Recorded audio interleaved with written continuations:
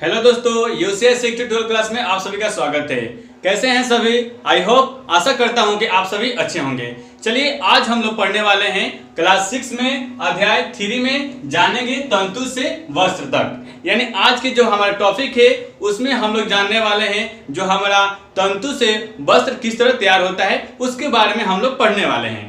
तो ध्यान दीजिएगा दोस्त, जो ये हमें वस्त्र की बात करते हैं तो वस्त्र बनाने में क्या क्या विधियां लगती है उसके बारे में हम लोग जानेंगे। जरा सोचिए कि अगर प्राचीन काल की बात करें कि प्राचीन काल में ये जो वस्त्र नहीं था, इसका ज्ञान नहीं था, तो उस समय उस समय उस मनुष्य का जीवन किस तरह व्यतीत होगा उसके बारे में हम लोग थोड़ा सा चर्चा करने वाले हैं। तो प्राचीन काल में क्या होता था कि जो मनुष्य होते थे वह जंगल में रहा करते थे और उनको वस्त्र बनाने की ज्ञान नहीं थी। वो क्या करते थे, शिकार करते थे और जानवर को मारकर उसको खा जाते थे। और जो जानवर का चमड़ा होता था वो क्या करते थे, उसी से अपना क्या करते थे, वो अपना जननांग और स्तन तोपने का, स्त्रियां स्तन तोपने का काम करती थी और वो जेंट्स होते थे, जो पुरुष होते थे, वो अपना जननांग तोपने का काम करते थे। उस समय क्या होता था, यानी प्राचीन काल में क्या होता था कि मौसम के परिवर्तन से उनको ठंड की महसूस होने लगी। तो जब ठंड की महसूस होती थी तो उस समय क्या करते थे वो लोग, यानी जो आदि मानव होते थे, जो प्राचीन काल के लोग होते थे, वो अपने स्तन को, अपने शरीर को गर्मी से अपने स्तन को ठंडी से बचने के लिए क्या करते थे, वो बड़े बड़े वृक्ष के पत्ते का उपयोग कर यानी सीख से क्या करते थे, उसको सी कर और ढकने का काम करते थे। और कुछ दिन समय बीता, थोड़ा सा ज्ञान की प्रवृत्ति जगी, तो उससे क्या करते थे, वो एक सीकर एक चटाई यानी मेट बनाकर वो क्या करते थे, ढकने का काम करते थे। और वृक्ष का जो छाल होता है, यानी उस समय तो उनको ज्ञान नहीं था, यानी वस्त्र बनाने का ज्ञान नहीं था, तो वो लोग क्या करते थे कि वो वस्त्र यानी वृक्ष का छाल से ही वो अपने क्या करते थे, शरीर को ढक लेते थे।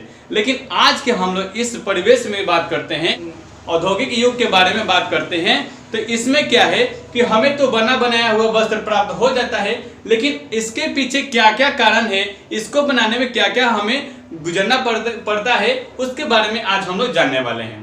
तो ठीक है, तो देखिए, जो हमारा ये तंतु से वस्त्र की कहानी है, तो पहले हम लोग जान लेंगे कि आखिर तंतु होता क्या है, यानी हम लोग तंतु कहते किसको है उसके बारे में हम लोग थोड़ा चर्चा करेंगे। तो ध्यान दीजिएगा दोस्त, तंतु वस्त्र कपड़े से बनते हैं, यानी तंतु जो होता है वह धागे का महीन रूप होता है, यानी महीन से भी महीन रूप जो होता है उसी को हम लोग तंतु बोलते हैं। ये मेरा, जैसे मान लीजिए कपड़ा है, इसमें इसका निर्माण किससे हुआ है, धागे से हुआ है। धागे का निर्माण किससे हुआ है, एक महीन तंतु से हुआ है। उस तंतु का भी निर्माण किससे हुआ है, उससे पतला एक और तंतु से हुआ है, यानी महीन से महीन तंतु से बने पदार्थ, बने वस्त्र को हम लोग क्या करते हैं, कपड़ा कहते हैं। ठीक है, आप दूसरी भाषा में भी तंतु को डिफिनेशन दे सकते हैं, यानी वस्त्र कपड़े से बनते हैं और कपड़े से यानी धागे बनते हैं, यानी कपड़े से क्या बनते हैं, धागे बनते हैं, तथा ये धागे महीन रूप के होते हैं जिन्हें हम तंतु कहते हैं। ठीक है, अब हम लोग जानेंगे जो हमारा तंतु होता है, यानी तंतु से तैयार हुआ सूत, उसको हम लोग क्या कहते हैं, तो रेयान कहते हैं। यानी आप बात कर रहे हैं हम लोग कि जो हमारा ये तंतु होता है, इसको हम लोग, इससे जो सूत तैयार होता है, जो डोरा, यानी इसको हम लोग भोजपुरी में डोरा बोलते हैं। देखे होंगे आप जब देखे होंगे, जो हमारी मम्मी होती है वो क्या करती है, जो डोरा होता है उसको क्या कीजिएगा, घींचिएगा, यानी जो घींचिएगा पूरा नहीं, उसमें से थोड़ा सा खींचिएगा, तो उसमें से देखने से पता चलेगा कि उसमें अनेकों महीन महीन तंतु से वो क्या होते हैं, धागा का निर्माण होता है। यानी आपकी मम्मी या आस पड़ोस की जो दर्जी होते हैं उनके पास जाइएगा और उसको डोरा को खींचिएगा, तो उसमें क्या होगा कि वो एक डोरा नहीं, उसको खींचने से मालूम चलेगा कि उसमें बहुत सारे डोरे यानी तंतु मिलकर क्या होता है, एक धागा का निर्माण हुआ है। तो हम लोग इस तरह क्या जानते हैं कि तंतु क्या होता है, बहुत महीन एक धागा का रूप होता है, जिससे हम लोग क्या करते हैं, वस्त्र बनाने में इसका उपयोग करते हैं। ठीक है, अब हम लोग जानने वाले, जो हम लोग रोज वस्त्र के रूप में पहनते हैं वो कई तरह के बने होते हैं, यानी कई तरह के अलग अलग कपड़ों के बने होते हैं। जैसे उनके बीच क्या होता है, विभिन्नता पाई जाती है। कुछ वस्त्र महीन होते हैं और कुछ वस्त्र मोटे होते हैं और कुछ क्या होते हैं, सफेद होते हैं, चमकीले होते हैं, चिकने होते हैं, खुरदार होते हैं। यानी वस्त्र नाना प्रकार को हमें देखने को मिलता है। अगर इन सब वस्त्र को विभिन्नता देखनी हो तो हम लोग क्या करते हैं, एक दर्जी के पास या मेला बाजार में हम लोग जाते हैं तो हमें अनेक प्रकार के वस्त्र को विभिन्नता देखने को मिलता है। ठीक है, उसके बाद से हम लोग यहाँ पर जैसे कि दर्जी के पास जाते हैं तो क्या होता है, उनके पास कोई कॉटन का भी कपड़ा होता है, सूती का भी कपड़ा होता है और क्या बोलते हैं चिकने कपड़े होते हैं। यानी चिकने में क्या आ गया, रेयान का कपड़ा आ गया। और क्या होता है, कुछ नायलॉन का कपड़ा होता है। यानी उस दर्जी के पास अनेक कपड़ा का विभिन्नता हमें देखने को मिलता है। तो इसमें आपके चैप्टर में भी कहा गया है कि उसको क्या कीजिए कि उसको पहचान कर और अपने माता से या पिता से उसको क्या कीजिए, अपने कॉपी में चिपका कर और उसका नाम लिखिए कि कौन सा कपड़ा किसका बना हुआ है। ठीक है, तो उसके बाद से हम लोग क्या करते हैं, यानी उसको हम लोग पहचान करते हैं। अब हम लोग देखने वाले हैं, यानी जो हमारा वस्त्र है वो मूल रूप से 3 आवश्यकताओं में से एक माना जाता है। जैसे हम लोग देखते हैं कि रोटी, कपड़ा, मकान, यानी ये क्या है, मनुष्य की 3 एकदम जरूरियात चीज है। क्या क्या है जी, रोटी क्या है, रोटी, कपड़ा और मकान। ये क्या है, ये तीनों क्या है, मनुष्य के लिए अति आवश्यक चीज है। ये इसका होना बहुत ही जरूरी है, क्योंकि रोटी नहीं रहेगा तो हम जीवित नहीं रह सकते। हमें अपने जीवन को जीवन व्यतीत करने के लिए रोटी यानी खाना की आवश्यकता होनी चाहिए। और अपने वस्त्र यानी कपड़ा की बात करें, वस्त्र की बात करें तो अपने शरीर को तोपने यानी ढकने के लिए हमें वस्त्र की अति आवश्यक है। और मकान की बात करें तो ये मकान यानी मकान की खोज प्राचीन काल में कब हुई थी, तो नवपाषाण काल में। वो लोग क्या कर रहे थे, यानी उस समय क्या होता था, जो हम लोगों ने पहले चर्चा किया था, थोड़ा और जान लीजिए उसके बारे में। मकान, उस समय मकान भी नहीं हुआ करता था। वो लोग मनुष्य क्या करते थे, जंगल में झुंड में रहा करते थे। क्या करते थे बाबू, वो जंगलों में झुंड में रहा करते थे। और एक जगह का पूरा फल जब समाप्त हो जाता था तो फिर वो क्या करते थे, दूसरे जगह पर चले जाते थे। इससे उनको मकान की भी उनकी ज्ञान नहीं थी कि हमें मकान अपना जीवन एक ठहीं गुजारना है, ऐसा भी उनके पास ज्ञान नहीं था। वो तो वस्त्र को छोड़िए, वो वस्त्र कैसे पहनना सीख गए, क्योंकि उस समय क्या होता था कि ना ही उसके पास घर था, नहीं उन लोगों के पास घर था। तो आंधी तूफान आता था तो उससे बचने के लिए वो क्या करते थे, कभी झोड़ी में या झाड़ी में छिप जाते थे। तो उनको क्या हुआ कि उनसे थोड़ा सा अच्छा महसूस फील हुआ, यानी बाहरी की तुलना में वो लोग अच्छा महसूस फील किए। तो उन लोगों ने क्या किया कि हो ना हो इससे मुझे राहत मिल रहा है तो हम इससे क्या कर लें, इससे थोड़ा सा अपना पत्ता तोड़ लेते थे और ढक लेते थे। और जो मांस खाते थे, जो जानवर को मारकर मांस खाते थे, तो उसी को ओढ़ लेते थे, उसी को अपना शरीर तोप लेते थे। उससे क्या होता था, उनसे ठंड से बच जाते थे। यानी जो जानवर का ऊपरी हिस्सा होता है, जो उसमें केस लगा होता है, मान लीजिए बाघे हो गया, सियारे हो गया, बकरी हो गया, तो जो उनका चमड़ा होता था तो वो उसमें क्या है, उसमें जो ऊपरी भाग है यानी जो केस है उसमें तो वो तंतु है। तो तंतु क्या करता है, यानी वायु का प्रतिरोधक है। तो उनसे क्या होता था, उनसे उनको राहत महसूस होती थी। तो इस तरह वो उन लोगों ने अपना कपड़ा यानी वस्त्र का निर्माण करना सीखा। और मकान की बात आ गई तो इन लोगों ने क्या किया था कि झुंड में तो रह रहे थे, तो इनको क्या हुआ कि वहां का खाना एकदम समाप्त हो गया।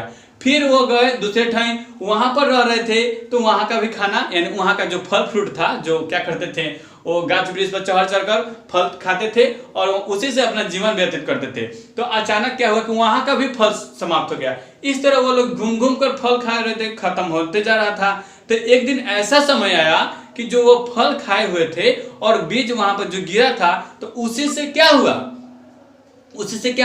कि वो क्या बोलते हैं, उसी से एक पौधा तैयार हो गया।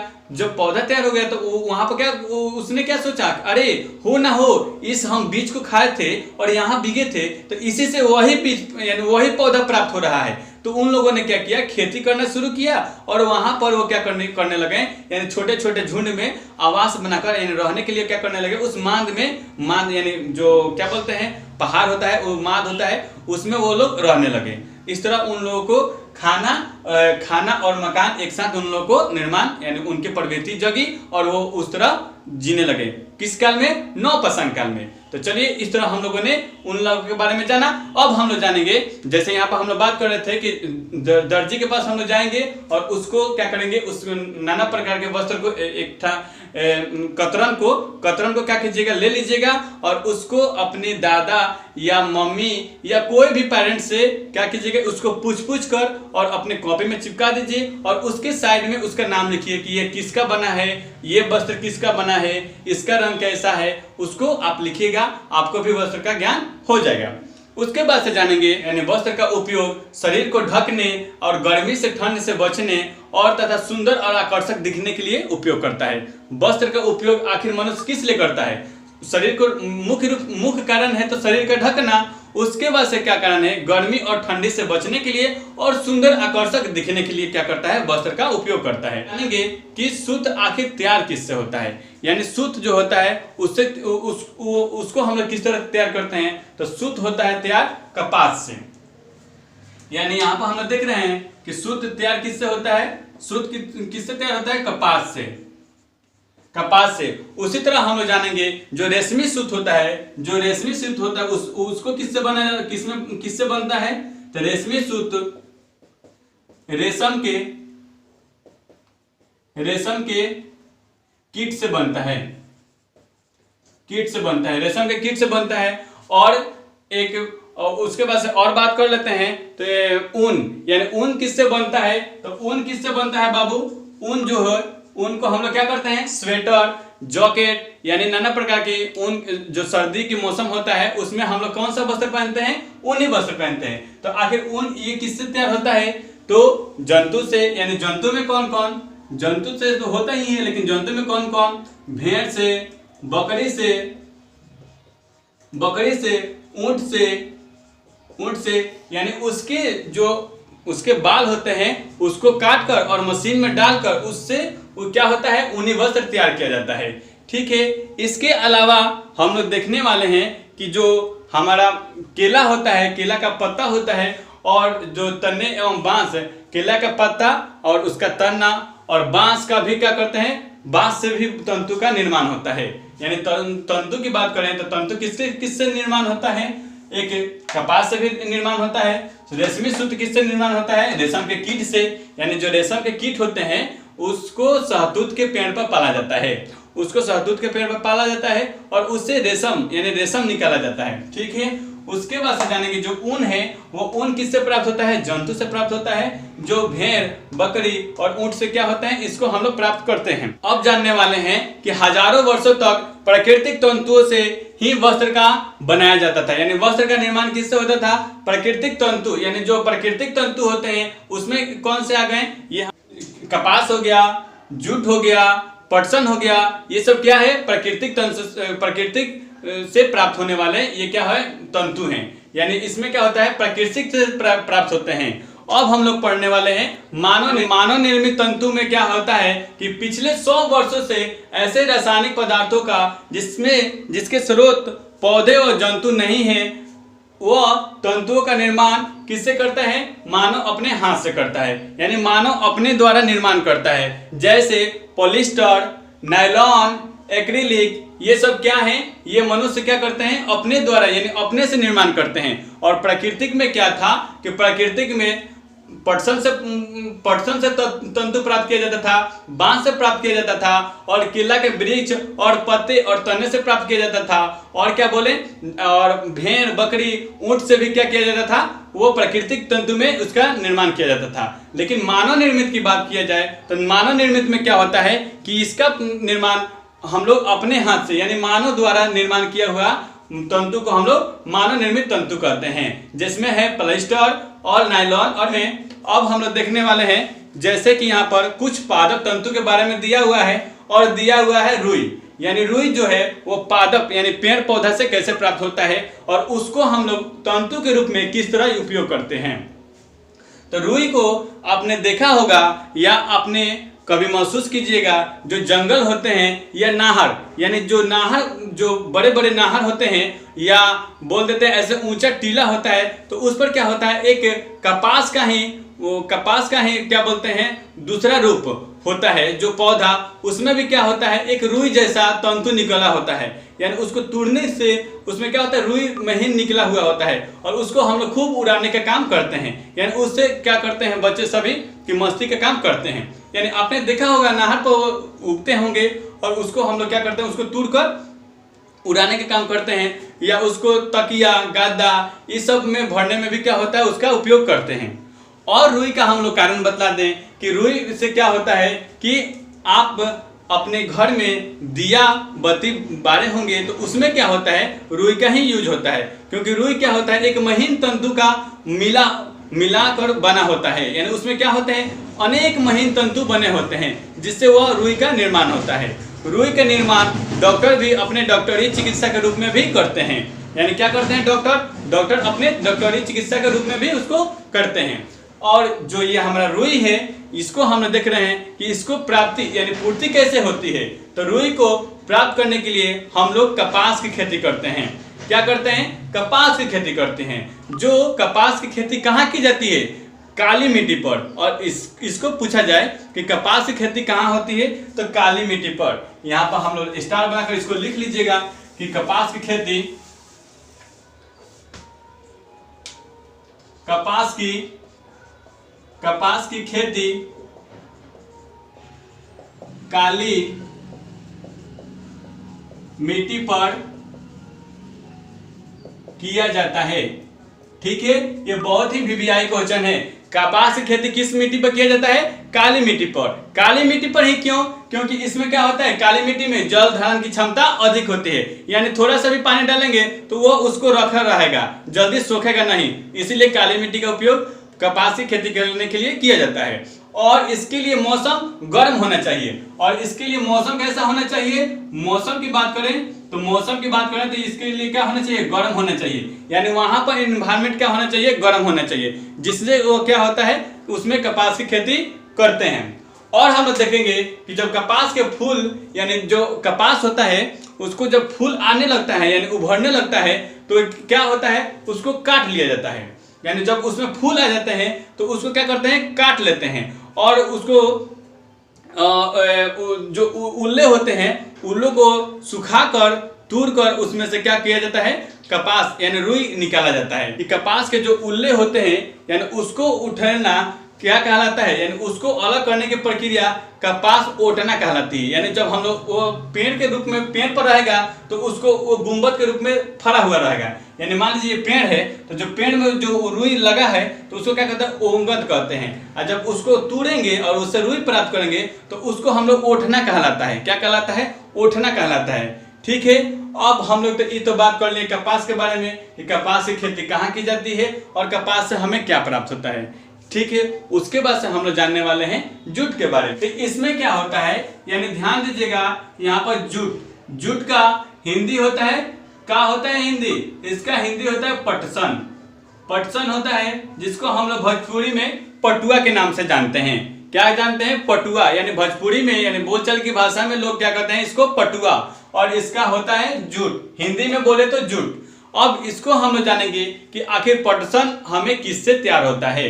तो पटसन जो होता है, पटसन तंतु के जो पटसन तंतु होते हैं पटसन के पौधे से प्राप्त होता है। यानी किससे प्राप्त होता है, पटसन के पौधे से प्राप्त होता है।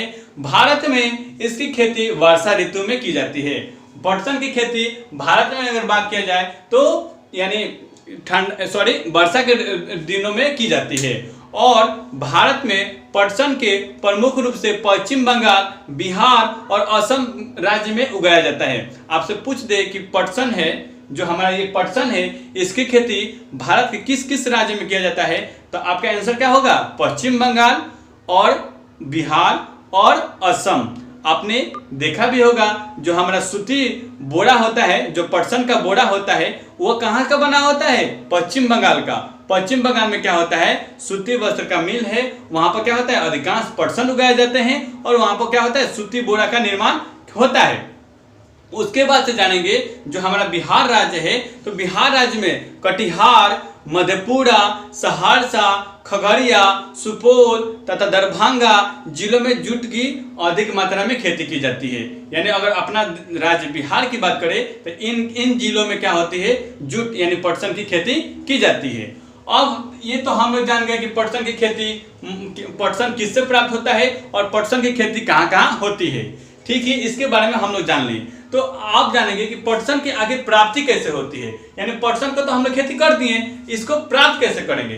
तो जो हमारा पटसन है यानी पटुआ है, इसको हम लोग बोलचाल में यानी भोजपुरी में क्या कहते हैं, पटुआ है। जो क्या होता है आपने देखा होगा, जो रहरी हम लोग बोते हैं वर्षा के दिन में रहर यानी अरहर बोते हैं, तो उसमें क्या करते हैं, पटसन को भी छींट देते हैं। पटसन को छींट देंगे तो रहर के साथ साथ पटसन भी हमारा क्या आएगा, उग आएगा। जब उग आता है तो उसमें जब वो फूली आती है यानी वो फूल जब धरता है तो उसको क्या करते हैं, काट लेते हैं। और काटने के बाद से क्या करते हैं, उसको ले जाकर यानी उसको क्या करते हैं, बोझा यानी गट्ठा बांध कर वो क्या करते हैं, पानी में डिबो देते हैं।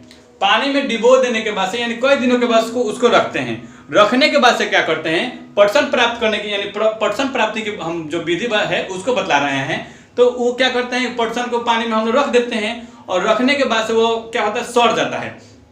कई दिनों तक पानी में रखेंगे तो सड़ नहीं जाएगा, तो सड़ जाता है यानी उसका क्या बोलते हैं, ऊपरी वाला परत सड़ जाता है। तो अब उसको निकाल कर उसको क्या करते हैं, छील देते हैं यानी तना को वो पटसन से अलग कर देते हैं। अलग करने के बाद से उसको ले फिंचाई यानी उसको क्या करते हैं, पटक कर धोते हैं। धोने के बाद से जो रेशा प्राप्त होता है, जो हमारा महीन रेशा प्राप्त होता है, जो हमारा पटसन प्राप्त होता है, उसी को हम लोग क्या बोलते हैं, पटसन तंतु। यानी उससे क्या हमारा निकल गया, पटसन तंतु हमारा मिल गया ना, पटसन पौधा से यानी जूट के पौधा से। ठीक है, तो उसको हम लोग किस में यूज करते हैं, सूती बोरा बनाने में, चट बनाने में, यानी नाना प्रकार के जो हमारा ये हम लोग अपने सामाजिक दैनिक जीवन में उपयोग करते हैं, वो बोरा का, चट का, तो उसको बनाने में क्या होता है, पटसन का भूमिका होती है। तो ये सब था हमारा पादप जंतु से बना हुआ तंतु। अब हम लोग जानेंगे जंतु द्वारा। तो यहाँ पर बात कर लेते हैं जंतु द्वारा, यानी जंतु से प्राप्त तंतु। अब हम लोग जानेंगे कि आखिर जंतु से ये तंतु कैसे प्राप्त होते हैं। तो आपने देखा होगा कि अभी भी हम लोग देखते हैं कि क्या होता है कि बहुत लोग भेड़ पालते हैं, यानी बहुत लोग नहीं फिर भी देखने को मिलता है कि भेड़ क्या होता है, बहुत झुंड में मिलता है देखने को। उससे क्या होता है, उसके जो क्या बोलते हैं, उसके बाल से क्या होता है, ऊन प्राप्ति होती है, यानी ऊन प्राप्ति होती है। तो जो हमारा जंतु हो गया, तो जंतु में कौन कौन आ गया था, यहाँ पर हम लोग देखे हैं, भेड़ हो गया, एक बकरी हो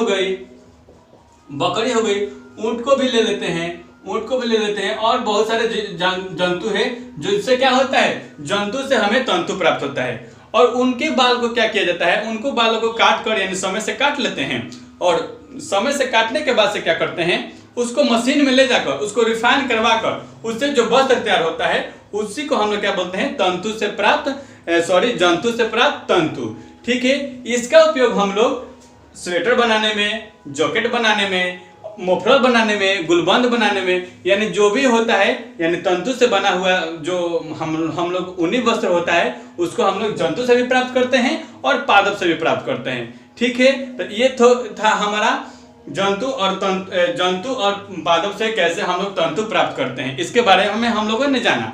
अब हम लोग जानेंगे जो वस्त्र बनने से पहले इसे धागे में परिवर्तित कर लिया जाता है, यानी जो वस्त्र बनता है इसको वस्त्र बनाने से पहले क्या करते हैं, धागे में परिवर्तित कर लेते हैं। कटाई और बुनाई तंतु से कैसे प्राप्त करते हैं, यानी कटाई और बुनाई हम लोग तंतु से कैसे तैयार करते हैं, उसके बारे में हम लोग जानेंगे।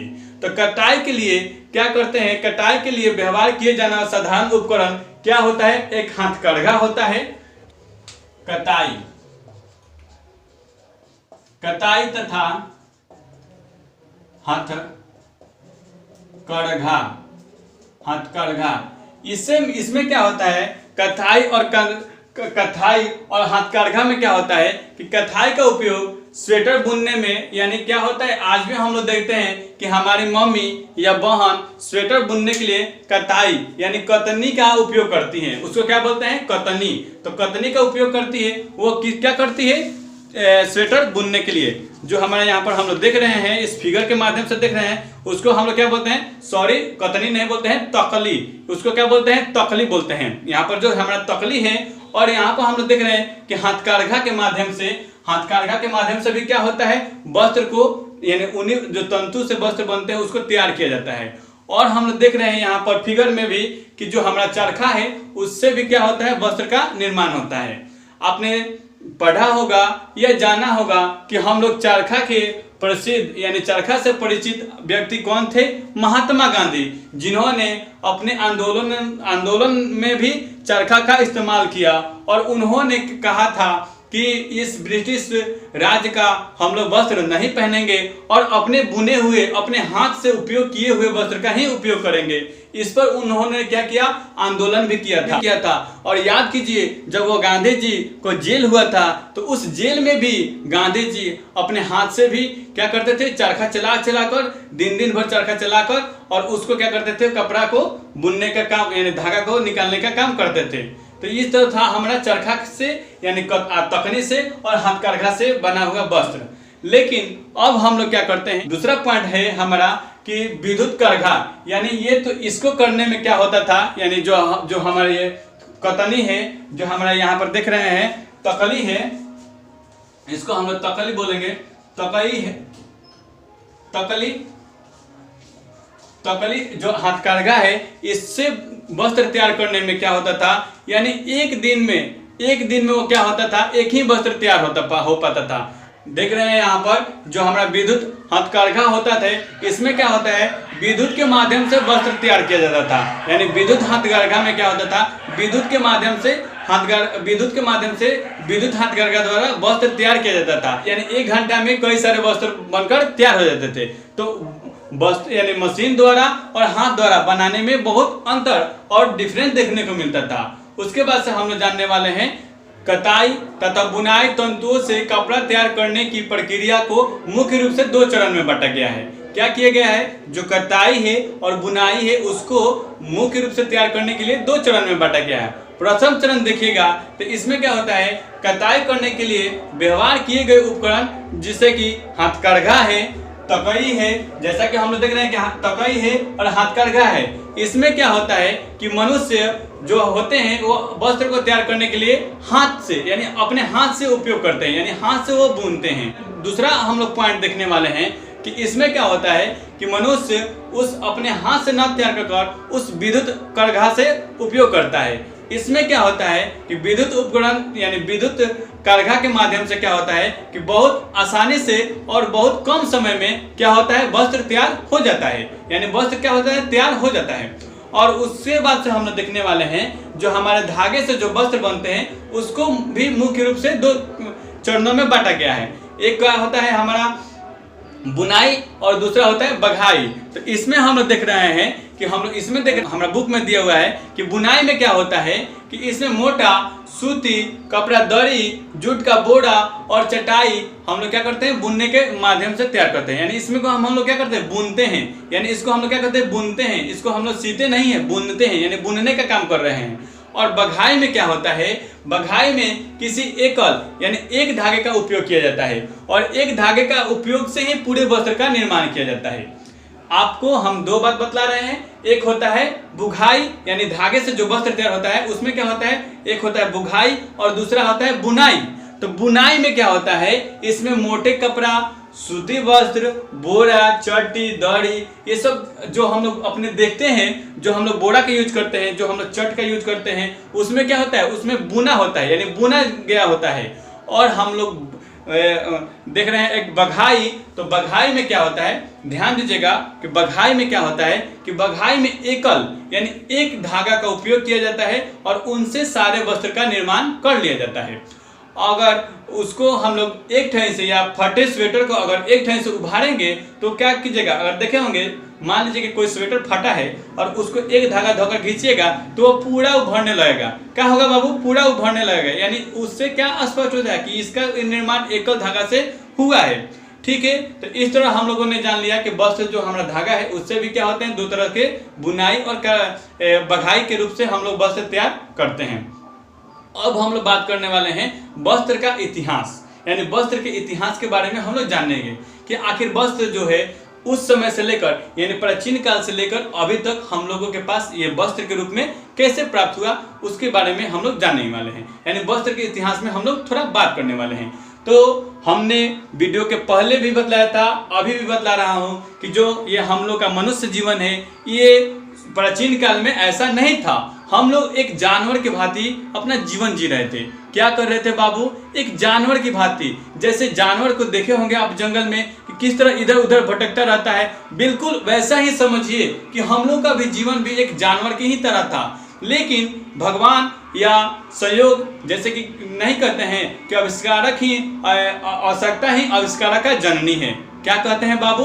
आवश्यकता ही आविष्कारक की जननी है। हम लोग की भूख लगी, हम लोग को ठंड महसूस हुआ, हम लोग को शर्म लगा, जिससे हम लोग अपने हाथों से अपने दिमाग चला चला कर यहाँ तक हम लोग पहुँच पाए। तो उस समय क्या होता था कि आदि मानव थे जो प्राचीन काल में जो जंगल में रहने वाले आदिवासी थे, उनको क्या हुआ कि वो कच्चा मांस तो खा रहे थे, कच्चा मांस खा रहे थे। तो एक अचानक आंधी आया तो उस पर से एक पत्थर गिर गया। पत्थर गिरने के बाद से क्या हुआ कि वहां पर जो जंगल था उसमें आग लग गया। आग लग गया तो आग में जो जानवर जले थे तो उसको क्या किया, जो जानवर को मार कर लाया था व्यक्ति, तो उसने क्या कहा कि मैं तो इसको खाऊंगा ही खाऊंगा, क्योंकि मैंने इसे मारा है, मैं ऐसे ही नहीं फेंकूंगा उसको, मैं खाऊंगा। तो उसने क्या किया कि उसको अन्य साथी माना कर रहे थे कि अरे ये क्या कर रहा है, चलो हम फिर ताजा मांस मार लेंगे, ताजा मांस खाएंगे। तो उसने कहा कि नहीं, मैं अब दूसरा नहीं मारूंगा, मैं इसी को खाऊंगा, क्यों ये हमने मारा है। तो उसने क्या किया कि उसको खा लिया, यानी वो तो मारा था तो उसने खा लिया। तो वो कहा कि अरे ये तो स्वादिष्ट लग रहा है। क्या लग रहा है? स्वादिष्ट लग रहा है। तो वो जब ये बातें अन्य दोस्तों ने सुना तो वो सभी दोस्तों ने क्या किया, उसको खाना शुरू कर दिया। जब स्वादिष्ट भोजन यानी पका हुआ मांस जब उन लोग खाए फर्स्ट बार तो उनको अजीब सा लग रहा था कि अरे साला, अरे ये कितना अच्छा लग रहा है, चलो हम लोग ऐसे ही मांस खाएंगे। तो इन लोगों ने सोचा कि आखिर ये आग लगे कैसे, उस समय क्या घटना घटी थी। तो उन लोगों ने अपने सोचा, अपने दिमाग चलाया तो देखा था कि वो पत्थर के गिरने से आग लगती है। तो उन्होंने पत्थर जलाना स्टार्ट किया। तो कोई भी पत्थर उठार कर मारने से वो आग लगेगा? नहीं लगेगा। तो उसने सोचा था कि कौन सी पत्थर गिरी थी। फिर यहाँ पर दिमाग देखिए किस तरह विकास हो रहा है। उसने सोचा कि आखिर कौन सी पत्थर से ये आग लगी थी। तो देखा कि उसने देखा कि चकमक नामक पत्थर है, उन्हीं से आग लगी थी। आपको याद दिला देता हूं कि जो चकमक है उसी से क्या हुआ था, आग का आविष्कार हुआ था। क्या हुआ था बाबू? आग का आविष्कार हुआ। चकमक पत्थर पे एक दूसरे से रगड़ने से आग विकसित होता है। तो उन लोगों ने क्या किया कि चकमक पत्थर को एक दूसरे से लड़ाए और आग विकसित हो गया। और आग जब विकसित हो गया तो उन लोगों ने क्या किया, पाका मांस खाने लगा। जब पाका मांस खाने लगा तो जो उससे जो चमड़ा प्राप्त होता था तो उसको क्या करने लगे, वो अपना शरीर और स्तन ढकने का काम करने लगे। ये सिलसिला अधिक दिनों तक चलता रहा और इसी तरह धीरे धीरे उन लोगों में क्या हुआ, वस्त्र का निर्माण करने की प्रवृत्ति जगने लगी। और हम लोग देख रहे हैं कि यहाँ पर कि पुराने जमाने में लोगों को सिलाई करना नहीं आता था। उनको सिलाई करने आएगा, उनके पास कोई मशीन है तो सिलाई नहीं करना जानते थे। उस समय के लोग अपने शरीर के विभिन्न भागों को ढक लेने के लिए कुछ ना कुछ उपाय करते थे। यानी जैसे कि क्या बोलते हैं, पेड़ की बड़े बड़े वृक्ष, बड़े बड़े पत्ते को वो अपना शरीर ढकने के लिए काम करते थे। और उनसे जो छाल होता था उसको भी अपने क्या करते थे, शरीर ढकने का काम करते थे। उसके बाद से हम लोग देख रहे हैं कि इस आविष्कार के पश्चात सिले कपड़े में बहुत सी विभिन्नता आ गई। यानी जो हमारा जो आविष्कार हुआ यहाँ पर, जो सिलाई के मशीन का आविष्कार हुआ, उससे क्या हुआ, उनके जीवन में बहुत ही बदलाव आ गए। लेकिन यहाँ पर फिर दे रहा है कि परंतु क्या यह आश्चर्यजनक बात नहीं है कि आज भी साड़ी, धोती, लुंगी, गमछा, चादर, शाल, दुपट्टा, पगड़ी, इस सब को बिना सिले हम लोग क्या करते हैं, उपयोग करते हैं। यानी कुछ तो वस्त्र हम लोग सीकर पहनते हैं, लेकिन आज भी हम लोग कुछ वस्त्र क्या है जी, बिना सिए हुए, यानी उसको ऐसे ही जिस तरह बुना हुआ होता है उसी तरह हम लोग उपयोग कर लेते हैं। जिस प्रकार पूरे देश में भोजन में अत्यधिक विभिन्नता पाई जाती है, उसी तरह हमारे देश में भी, हमारे राज्य में भी विभिन्नता किसमें, पहनावे में भी पाया जाता है। यानी आप अलग अलग राज्य में जाइएगा तो अलग अलग राज्य में जाने से आपको क्या मिलेगा कि अलग अलग भोजन, अलग अलग बोली, अलग अलग वस्त्र पहनावा में आपको विभिन्नता देखने को मिलेगा। ये सब वहाँ के परिवेश, वहाँ के कल्चर पर निर्भर करता है। क्या करता है बाबू? वहाँ का कल्चर पर निर्भर करता है। आप दक्षिणी राज्य में चले जाइए तो वहाँ का भी भाषा आपको समझ में नहीं आएगा। आप क्या बोलते हैं, ये पश्चिम बंगाल में चले जाइए तो वहाँ का भी भाषा नहीं समझ में आएगा। यानी दूसरे राज्य का भाषा में भी क्या होता है, विभिन्नता पाया जाता है, और वहाँ का पहनावा में भी विभिन्नता पाया जाता है। तो इस तरह हम लोगों ने अपने वस्त्र और वस्त्र के इतिहास के बारे में हम लोगों ने जाना, और हम लोग साथ ही साथ इस पूरे थ्योरी पर हम लोगों ने चर्चा कर लिया। अगर आप हमारे चैनल पर अभी तक सब्सक्राइब नहीं किया है तो प्लीज़ सब्सक्राइब कर लीजिएगा, अपने दोस्तों के पास शेयर कीजिए, लाइक कीजिए, कमेंट कीजिए, और इसी तरह मुस्कुराते हुए पढ़िए। और धन्यवाद दोस्तों आपको हमारे साथ बने रहने के लिए। Thank you.